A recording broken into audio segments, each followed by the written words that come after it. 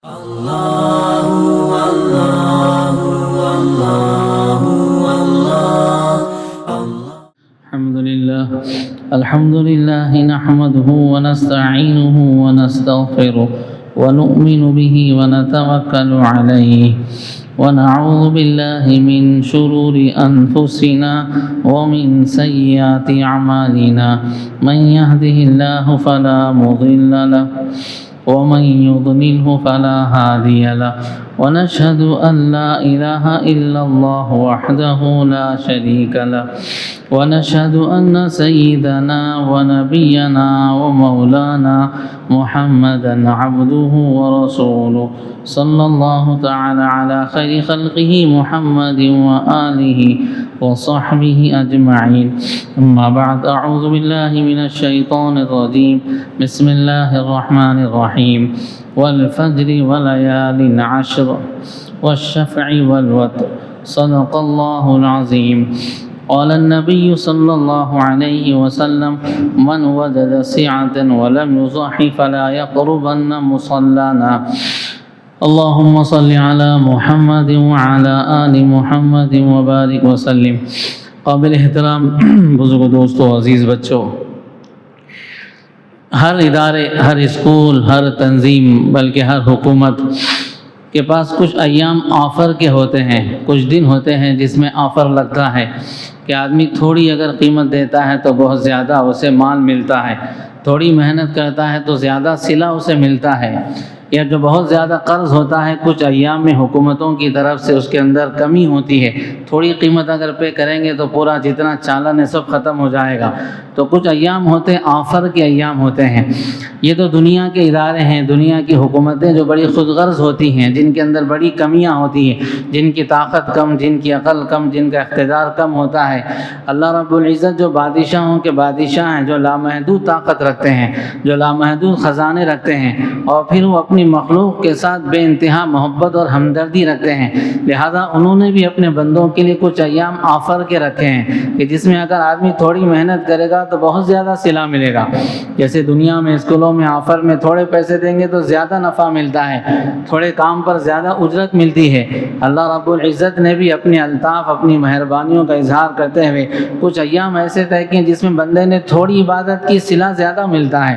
ان مبارک ایام گھڑیوں میں سے یہ ذی الحجہ کا شروع کا جو ہفتہ ہے، شروع کا عشرہ 10 دن، یہ وہ اللہ کی مہربانی اور الطاف کے ایام ہیں کہ جس میں بندہ اگر تھوڑی عبادت کرتا ہے اللہ اسے بہت زیادہ اجر دیتے ہیں. لہذا حضور علیہ الصلوۃ والسلام نے فرمایا ان ایام کی فضیلت بیان کرتے ہوئے کہ اللہ کو ان 10 دنوں میں عبادت جتنی پسند ہے اتنی کسی اور دنوں میں پسند نہیں. یعنی ان 10 دنوں میں بندہ جو عبادت کرے وہ اللہ کے نزدیک عام دنوں کے مقابلے میں کی جانے والی عبادت سے بہت زیادہ محبوب اور پسندیدہ عبادت ہے. لہذا حضور صلی اللہ علیہ وسلم نے اس کے فضائل بیان کرتے ہوئے کہا اگر کوئی بندہ یہ ذی الحجہ کے شروع کے 10 دنوں میں سے کسی ایک دن بھی ایک روزہ رکھے گا، ایک روزہ اگر ایک دن کا رکھے گا، 1 سال اس کو روزہ رکھنے کا ثواب ملے گا. ایک دن کے روزے پر 1 سال کا ثواب. اگر کوئی پورے اگر 9 دن رکھتا ہے، 10واں دن تو عبادت کا ہے اور قربانی اور ذبح کا دن ہے، اس دن تو روزہ ممنوع ہے. جو 9 دن ہیں، اگر 9 دن روزہ رکھے گا تو 9 سال روزہ رکھنے کا اسے عبادت کرنے کا ثواب ملے گا. بلکہ عرفہ کا جو دن ہے، 9واں جو دن ہے، یوم عرفہ جسے کہتے ہیں، ذی الحجہ کی 9 تاریخ جو آنے والے جمعہ کے دن ہوگا، اس دن اگر کوئی روزہ رکھے تو 2 سال کی عبادت کا ثواب حضور صلی اللہ علیہ وسلم نے بیان فرمایا ہے. تو یہ ایام بہت مبارک ہیں، عبادت کے ایام ہیں، ان دنوں کو عبادت میں گزارنا چاہیے. لہذا صحابہ اکرام کے بارے میں ہے کہ وہ رمضان کا جو آخری عشرہ ہے اور یہ ذی الحجہ کا پہلا عشرہ، دونوں میں فضیلت والا کون ہے؟ صحابہ میں ان میں آپس میں بحث ہو گئی. اس لیے کہ یہ شروع کے جو 10 دن ہیں اس کی اتنی فضیلتیں قرآن اور حدیث میں ہیں. اللہ نے قرآن پاک میں ان ایام کی قسم بھی کھائی، والفجر ولیال عشر. اللہ نے کہا قسم ہے فجر کے وقت کی، اور قسم ہے 10 راتوں کی. یہ 10 راتوں سے کون سی راتیں مراد؟ یہ ذی الحجہ کی شروع کی 10 راتیں مراد ہیں. تو قرآن پاک میں اللہ نے ان راتوں کی قسم کھائی. حضور صلی اللہ علیہ وسلم نے پھر ان 10 دنوں میں عبادت کے فضائل اتنے زیادہ بیان کی ہیں کہ صحابہ میں اس بات میں بحث ہو گئی کہ رمضان کا آخری عشرہ زیادہ فضیلت والا ہے، یہ ذی الحجہ کا پہلا عشرہ زیادہ فضیلت والا ہے، لیکن فیصلے کی بات تو یہی طے ہوئی کہ رمضان کا جو آخری عشرہ وہ زیادہ فضیلت والا ہے، لیکن یہاں اہمیت معلوم ہوتی ہے کہ ذی الحجہ کے پہلے عشرے کی اہمیت کتنی زیادہ ہے کہ صحابہ کو بھی یہ ڈاؤٹ ہونے لگا شاید اس کی فضیلت زیادہ ہوگی، تو لہٰذا اس سے ہمیں اس کی فضیلت معلوم ہوتی ہے۔ تو ان دنوں کو عبادت میں ہم ذرا اہتمام سے لگائیں، جانور خریدتے ہیں، عید کی تیاریاں کرتے ہیں، اپنی جگہ سب ہیں، اس کے ساتھ ساتھ روزوں کا اہتمام کریں، نفل کا اہتمام کریں، قرآن کے پڑھنے کا اہتمام کریں، دعاؤں کا اہتمام کریں۔ اور پھر یہ 10 ایام ایسے ہیں کہ جس میں اللہ رب العزت نے 2 عظیم عبادتیں رکھی ہیں، 2 بڑی عظیم الشان بے مثال عبادتیں، ایک حج کی عبادت ہے اور دوسرے قربانی کی عبادت۔ اللہ نے ان 10 دنوں میں ان 2 عظیم عبادتوں کو رکھا ہے، اور پھر یہ جو عظیم عبادتیں اگر غور کیا جائے ان کے اوپر، ان کی تاریخ کے اوپر، ان میں سے اکثر جو اعمال کیے جاتے ہیں ان 2 عبادتوں میں، وہ اعمال فی نفسی عبادت نہیں ہے، لیکن ایک اللہ کے عاشق اور ایک عاشق گھرانے کے وہ کردار، کچھ اعمال ہیں، انہوں نے کچھ کام کیے تھے اللہ کے عشق اور محبت میں، اللہ کے حکم کو بجا لانے میں، اللہ کو اتنے پسند آئے کہ اللہ نے اس کو بعد والوں کے لیے فرض اور لازم قرار دیا، عبادت کی حیثیت دے دی، فی نفسی عبادت نہیں ہو، لیکن ایک مستانے نے، ایک عاشق نے، اس کے محبوب گھرانے نے اللہ کے لیے ایسا کردار ادا کیا اللہ کے حکم کی تکمیل پر کہ اللہ کو اتنا وہ پسند آیا، اللہ نے اسے واجب اور فرض قرار دیا بعد والی امت کے لیے۔ جیسے کنکریاں مارتے ہیں ہم، حاجی جتنے جاتے ہیں، جب تک کنکری نہیں ماریں گے حج نہیں ہوتا ہے، اور بہت سخت مرحلہ ہوتا ہے وہ کنکری مارنا، لوگ جانتے ہیں جو حج کو جا کے آتے ہیں۔ پہلے ابھی حالات تو بہت کافی سائنس ترقی کر چکی ہے، بہت زیادہ مشینوں کا دور ہے، ورنہ پہلے زمانے میں اکثر جو حادثات ہوتے تھے، کئی لوگ سینکڑوں ہلاک ہو جاتے تھے، وہ کنکریاں مارنے کے مرحلے میں ہلاک ہوتے تھے، وہ مار کر پلٹ کر آنے میں کبھی ہجوم ایسا ہوتا بہت سے لوگ گر کر ہلاک ہو جاتے تھے۔ تو یہ کنکریاں مارنا فی نفسی عبادت نہیں ہے، لیکن اللہ نے لازم کر دیا کہ مارنا ہی مارنا ہے، چاہے جتنی تکلیف ہو مارنا ہے، تمہیں بوڑھا ہو مارنا ہے، جوان ہو مارنا، عورت ہو مارنا، مرد ہو مارنا، سب کو مارنا ہے، حالانکہ فی نفسی عبادت نہیں۔ ابراہیم علیہ السلام نے، اسماعیل علیہ السلام نے، ان کی بیوی حضرت ہاجرہ نے کنکریاں ماری تھی شیطان کو، تو اللہ کو وعدہ اتنی پسند آئی کہ اللہ نے ہمارے لیے اسے لازم قرار دیا، حالانکہ فی نفسی عبادت نہیں ہے، لیکن اللہ کو وعدہ بڑی پسند آئی کہ جب ابراہیم علیہ السلام لے کر جا رہے تھے لڑکے کو ذبح کرنے کے لیے، اللہ کے حکم کی تکمیل میں شیطان نے آ کر بہکایا، کہا کہ کہاں لے جا رہے ہو، یہ لڑکا بڑی دعاؤں کے بعد، بڑی ارمانوں کے بعد بڑھاپے میں ملا ہے، اولاد سے بڑی کوئی نعمت نہیں، تمہیں خواب کی وجہ سے لڑکے کو ذبح کر رہے ہو، یہ بھی کوئی عبادت ہو سکتی، یہ بھی کوئی اللہ کا حکم ہو سکتا ہے؟ اس نے خیالات دل میں ڈالے تو فوراً کنکریاں لی، شیطان کو مارا، ہٹ کم وقت، لا حول ولا قوت الا باللہ، میرے رب کا حکم ہے، عقل میں نہیں چلاتا، رب نے حکم دیا بیٹے کو ذبح کرنا، بس ذبح کروں گا، اس کے آگے میں نہیں جانتا۔ پھر اسماعیل علیہ السلام کو بہکایا، انہوں نے بھی کنکریاں ماری، پھر ہاجرہ کو بہکایا، انہوں نے بھی کنکریاں ماری، تو یہ ادا اللہ کو اتنی پسند آئی کہ اللہ رب العزت نے وہ کنکریاں مارنا ہم پہ لازم کر دیا ہے۔ ایسے ہی صفا مروہ کے درمیان دوڑتے ہیں، عمرہ کرنے والا بھی دوڑے گا اور حج کرنے والا بھی دوڑے گا، جب تک دوڑیں گے نہیں نہ عمرے کی تکمیل ہوتی نہ حج کی تکمیل ہوتی ہے۔ دوڑنا، بیمار ہے تو بھی دوڑنا ہے، بوڑھا ہے تو بھی دوڑنا ہے، دوڑنے نہیں آتا، دوڑنے کی ایکشن اور ایکٹنگ تو کرنا ہے، اپنی چلن سے ذرا اس کے اندر دوڑنے کی کیفیت پیدا کرنا ہر ایک کے لیے ضروری ہے، حالانکہ وہ دوڑنا عبادت نہیں ہے، اور اسلام میں تو دوڑنے سے منع کیا ہے۔ حضور صلی اللہ علیہ وسلم نے فرمایا مسجد کے لیے جب آئیں نماز پڑھنے کے لیے بھاگ کر آنا منع ہے، مسجد کے باہر بھاگنے سے بھی منع کیا، مسجد کے اندر بھاگنا بھی منع ہے۔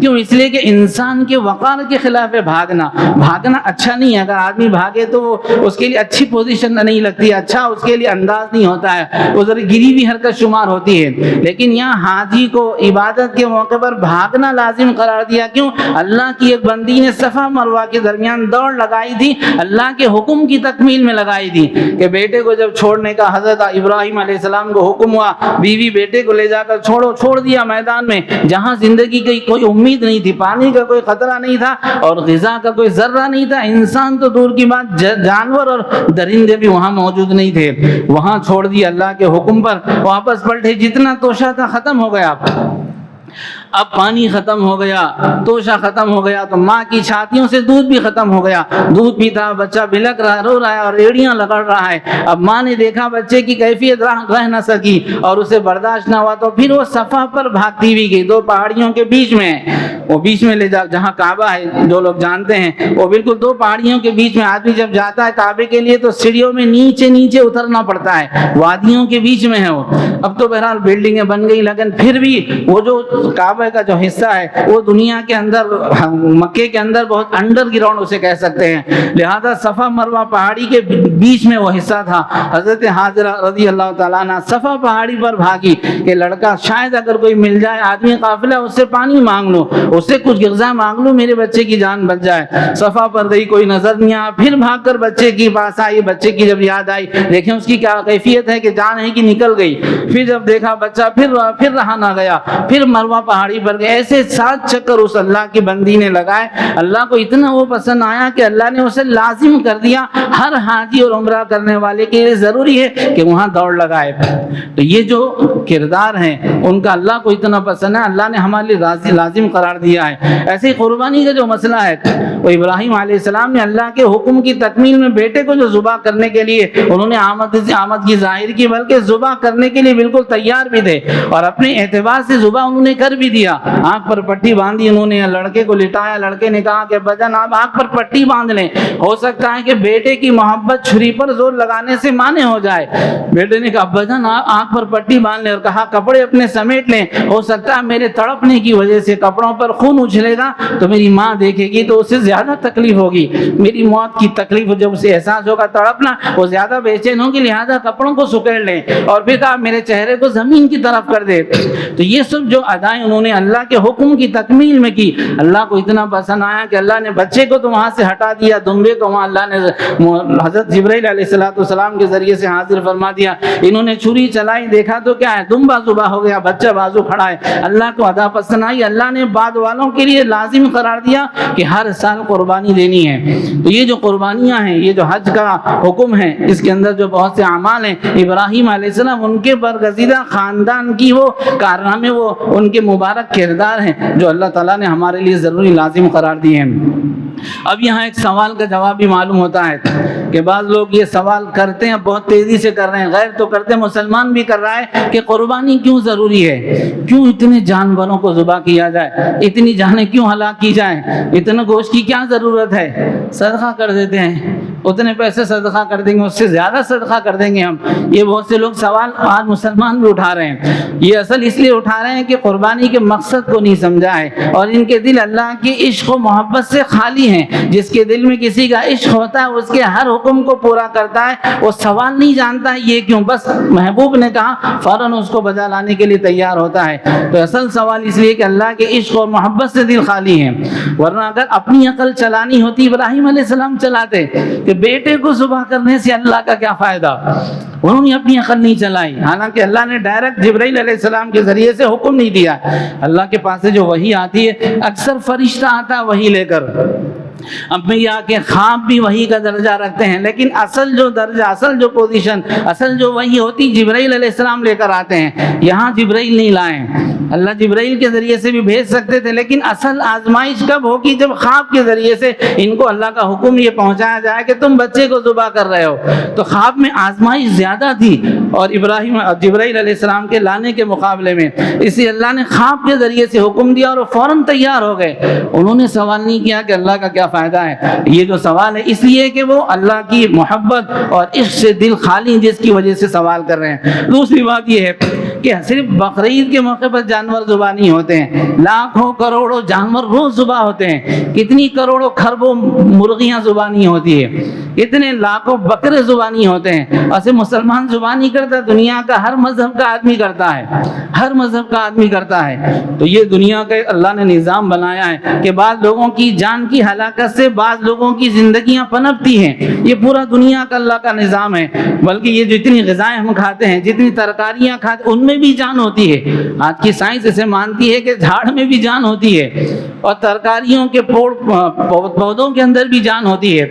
ان کو کیوں پھر کاٹتے ہیں, ان کو کیوں پھر توڑتے ہیں؟ اس لیے کہ ضرورت ہے. دنیا کا ایک نظام اللہ نے بنایا ہے کہ کچھ لوگوں کی ہلاکتیں ہوتی ہے, کچھ لوگوں کی زندگیاں بنتی ہیں. آپ سمندر کا نظام دیکھیں, بڑی مچھلیاں چھوٹی مچھلیوں کو کھائے گی تو بڑی مچھلیاں زندہ رہے گی, ورنہ اگر یہ نظام ختم کیا جائے تو پوری دنیا سے جاندار ختم ہو جائیں گے. تو بہرحال یہ جہالت کی وجہ سے سوال ہے, اور اس وجہ سے سوال ہے کہ اس کی حقیقت کو لوگوں نے نہیں سمجھا ہے. اگر حقیقت سمجھ آ جائے تو سوال نہیں ہوگا. مقصد یہ ہے, اللہ یہ چاہتے میرے حکم پر ہر چیز کو آدمی قربان کرنے کے لیے تیار ہو جائیں, ورنہ یہ مزاج تو شیطان کا تھا. شیطان نے سب سے پہلے سوال کیا تھا, میں کیوں اسے سجدہ کروں؟ اس کے اندر سب کچھ تھا لیکن اللہ کی محبت اس کے اندر نہیں تھی. عاشقانہ مزاج اس کا نہیں تھا. عبادت کے انبار اس کے پاس تھے, علم کے انبار اس کے پاس تھے, لیکن مزاج میں اس کی اطاعت اور محبت اور عاشقانہ مزاج نہیں تھا. لہذا جب اللہ نے ڈائریکٹ حکم دیا اسے, یہاں تو خواب کے ذریعے سے حکم دیا جا رہا ہے لیکن فوراً تیار ہو رہے ہیں, اور معصوم بچہ بھی تیار ہو رہا ہے جو ابھی فرائض لاگو ہونے کی عمر کو نہیں پہنچا ہے, لیکن انسان میں اللہ نے محبت کا مادہ رکھا. ابراہیم علیہ السلام کے پاکیزہ گھرانے میں اللہ سے محبت عشق کا مزاج تھا, لہذا بچہ بھی تیار ہو گیا, ماں بھی تیار ہو گئی. اور وہاں شیطان کو اللہ نے ڈائریکٹ حکم دیا ہے کہ سجدہ کر, کہا کہ نہیں کروں گا. تو یہ اپنی مرضی چلانا اور سوال کرنا یہ شیطان کا مزاج ہے. اللہ کے بندوں کا مزاج یہ ہے کہ جو حکم آ جائے فوراً اسے بجا لائیں. کیوں ایسا, کیوں اس کے بجائے ایسا, یہ سوال نہیں ہوتا ہے.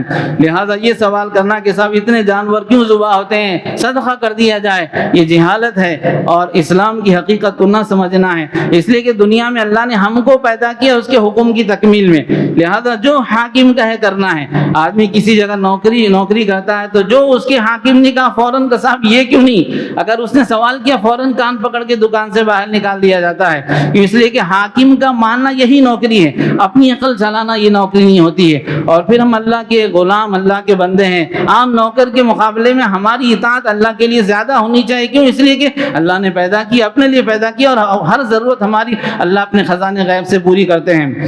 لہذا اسلام کی حقانیت اور اسلام کا اسی مزاج پیدا کرنے کے لیے کہ ہم اللہ کے لیے, ہر چیز اللہ کی ہے اور ہر حکم اللہ کا بجا لانا ہے, چاہے ہماری مرضی کے چاہے جتنا خلاف ہو. وقت آ جائے مال لگا دیں, وقت آ جائے جان لگا دیں, زندگی لگا دیں, ہر چیز اللہ کے حکم پر لگا دیں. یہی قربانی کا سبق ہے. حضور صلی اللہ علیہ وسلم نے یہی مزاج امت کو دیا ہے. لیکن آج ہم صرف قربانی گوشت تک ہماری قربانی محدود ہو گئی, جس کی وجہ سے قربانی کی حقیقت کو نہیں سمجھ پا رہے ہیں, اور جس کی وجہ سے یہ سوالات ذہن میں آ رہے ہیں, اتنے جانور ذبح کرنا کیوں ضروری ہے؟ حالات سخت ہوتے جا رہے ہیں, جانور مہنگے ہوتے جا رہے ہیں, تو ذرا کوئی دوسرا راستہ اختیار کرنا چاہیے. یہ سب اسی لیے کہ قربانی کی حقیقت کو ہم نے نہیں سمجھا. قربانی کی حقیقت یہ کہ اللہ کے حکم کے سامنے ہر چیز کو قربان کرنا ہے. یہی چیز اپنے اندر پیدا کرنے کے لیے وہ جانور کو جو ذبح کرتے ہیں, تو علماء نے کہا اس کیفیت سے ذبح کریں جیسے ابراہیم علیہ السلام نے بیٹے کو ذبح کیا. انہوں نے اپنے اعتبار سے تو چھری بیٹے پہ پھرائی تھی, وہ نہیں جانتے تھے کہ نیچے دمبا رکھا ہے, وہ تو یہی سمجھ رہے تھے کہ رگیں میرے بیٹے کی کٹ رہی ہے. تو جس جذبے سے اپنے بیٹے کو انہوں نے حقیقت میں ذبح کیا اپنے اعتبار سے,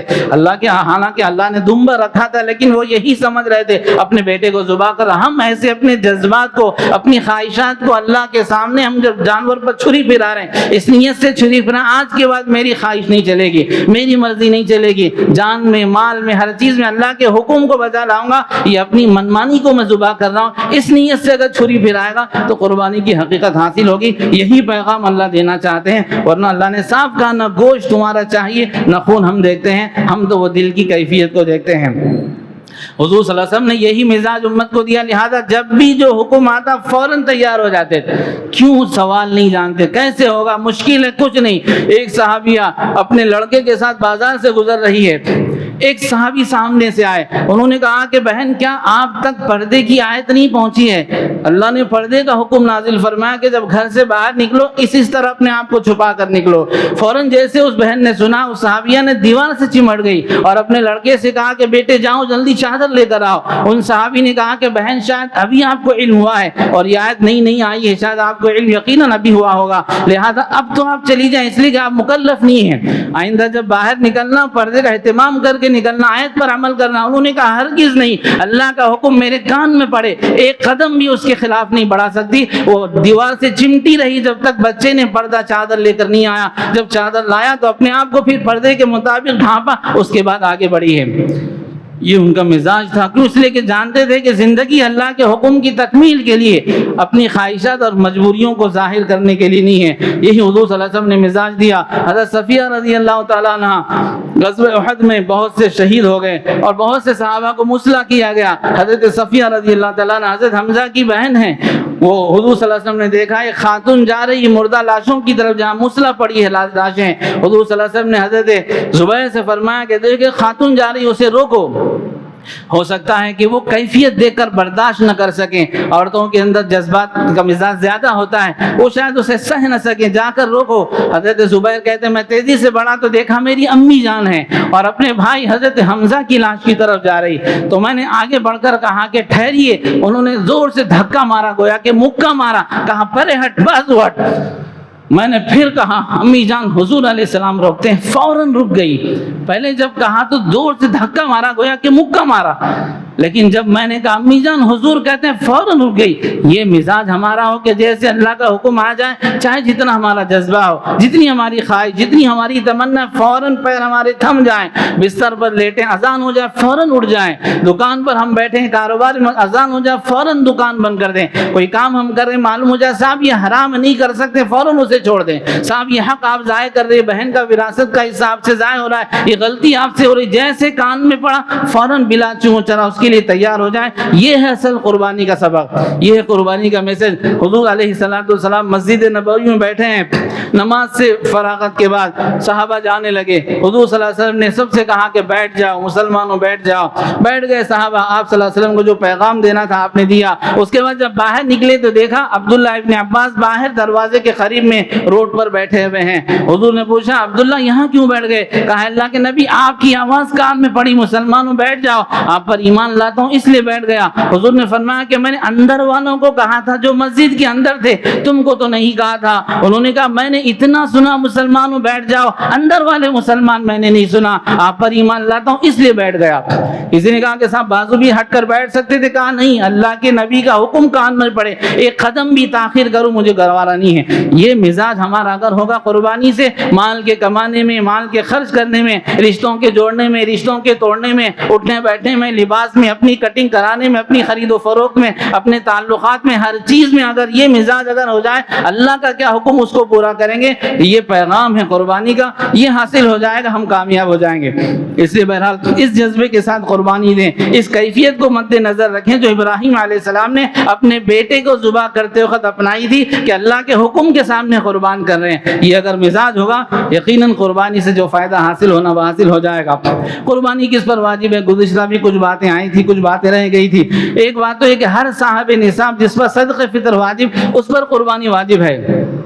عام طور پر لوگ صاحب نصاب بولے تو بہت بڑے مالدار کو سمجھتے ہیں. یہ نہیں ہے. جس کے پاس بھی ضرورت سے زائد اگر سامان ہے، اگرچہ کہ اس کے اوپر قرضہ ہے، لیکن جو ضرورت سے زائد سامان وہ زیادہ ہے، قرضہ کم ہے، اس پر قربانی واجب ہوگی. بعض لوگ خواہ کے کہتے ہیں ہمارے اوپر قرضہ ہے. قرضہ ہے بیٹے کا ولیمہ کرنے سے آپ کو قرضہ روک نہ سکا، بیٹی کی عالیشان شادی کرنے سے قرضہ آپ کو نہیں روکتا ہے، نیا فون خریدنے سے قرضہ آپ کو نہیں روکتا. قرضے میں ڈوبے ہیں مگر پھر نیا مکان عمدہ سے عمدہ بناتے، یہ قرضہ آپ کو نہیں روکتا ہے. قربانی میں 10,000 کے لیے 5,000 کے لیے قرضہ روک دیتا ہے. دنیا کے لاکھوں کروڑوں کے کام کرتے ہیں، قرضہ نہیں روکتا. حج اگر آ جائے صاحب قرضہ ہے، سنے ہم بیان میں قرضہ ہے تو حج کو نہیں جانا، تو مکان بھی تو نہیں بنانا ہے.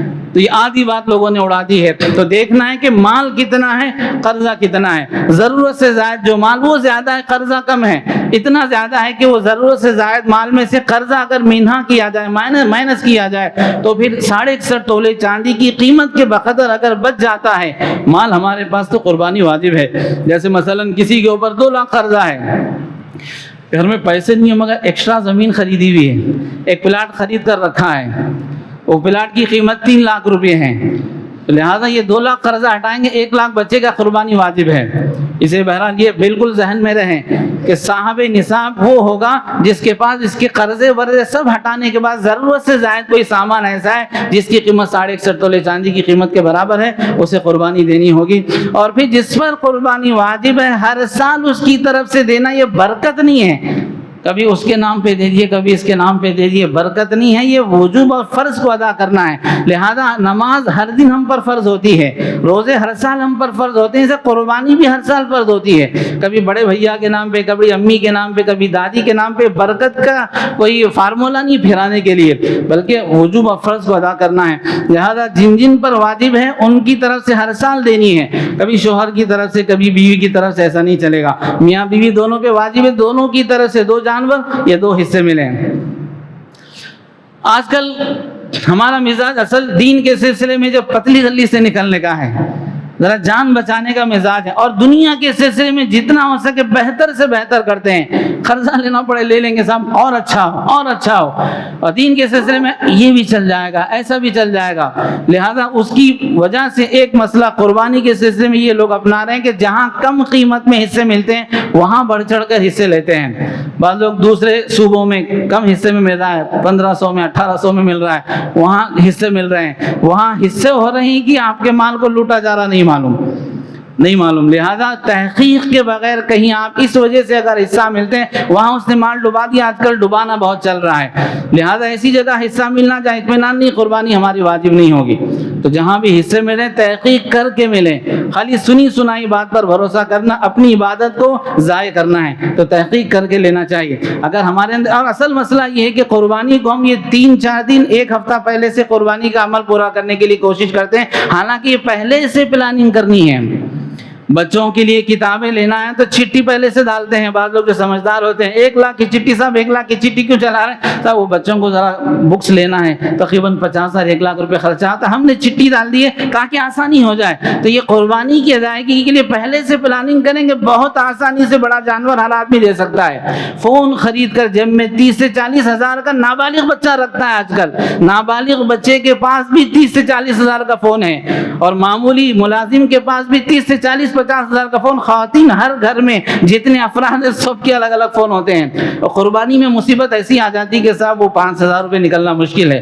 اس کی وجہ یہ کہ ہم اس کے مقصد کو نہیں سمجھتے ہیں، اہمیت کو نہیں سمجھتے ہیں، پہلے سے پلاننگ نہیں کرتے ہیں۔ پہلے سے پلاننگ کریں، بہت آسان ہے قربانی کرنا۔ اسے بہرحال اللہ نے سال میں 1 مرتبہ موقع دیا ہے، اس کو ضائع نہیں کرنا چاہیے، اہتمام سے قربانی کرنی چاہیے۔ اور جیسے قربانی میں بکرا چلتا ہے، بکری بھی چلتی ہے، لوگوں نے یہ بھی اڑا دیا ہے کہ بکری نہیں چلے گی، بکری بھی چلے گی، بہتر بکرا ہے، لیکن اگر بکری بھی دینا چاہتا بالکل دے سکتے ہیں۔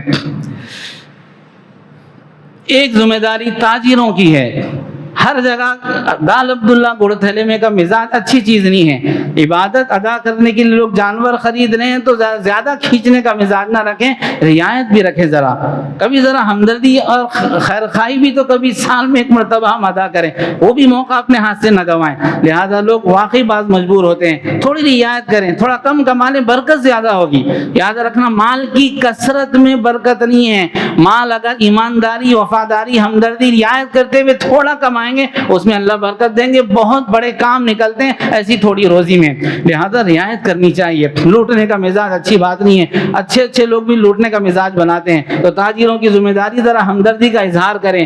ایک صحابی عبداللہ جریر بن عبداللہ نے ایک گھوڑا خریدا 300 درہم میں، لے کر آئے، کسی نے پوچھا صاحب کتنے میں خریدا، پوچھا کتنے میں خریدنا چاہیے، انہوں نے کہا میرے حساب سے کم 400 میں خریدنا چاہیے۔ تو انہوں نے تاجر کو بلا کر کہا میاں تو نے 300 ریٹ غلط لگایا، میں نے تو غلط لگا، تو نے بھی غلط لگا، اس کی قیمت تو 400 درہم ہے، تو نے 300 میں کیسے دے دیا، اور 100 اپنی طرف سے اسے دیا۔ پھر کسی نے کہا کہ صاحب کتنے میں خریدا، کہا 400 میں، آپ بولو کتنے، اس نے کہا 500 میں خریدنا چاہیے۔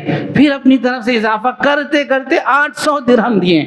300 درہم کے گھوڑے والے کو اپنی مرضی سے اس نے بیچا ہے، مگر 800 درہم میں خریدا۔ کسی نے کہا صاحب یہ بھی کوئی عقل مندی ہے، کہا میں نے میرے نبی سے یہ آیت لیا تھا ہر مسلمان کے ساتھ میں انصاف اور وفاداری کا اور خیر خواہی کا معاملہ کروں گا، اس سبق کو میں نے یاد رکھا ہے، اس کی وجہ سے 300 کے بجائے 800 درہم دیے۔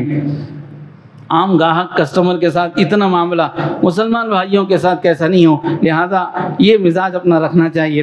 پھر یہ جو 9 دن ہیں ان میں وہ لوگ جو قربانی دے رہے ہیں ان کے لیے مستحب ہے کہ ناخن اور بال نہ کاٹیں، ان کے لیے مستحب ہے۔ ایک عبادت ان دنوں میں تکبیر تشریق کی بھی ہوتی ہے، 9 ذی الحجہ یعنی آنے والا جمعہ، 9 ذی الحجہ کی فجر سے لے کر 13 ذی الحجہ کی عصر تک تقریباً 23 نمازیں ہوتی ہیں۔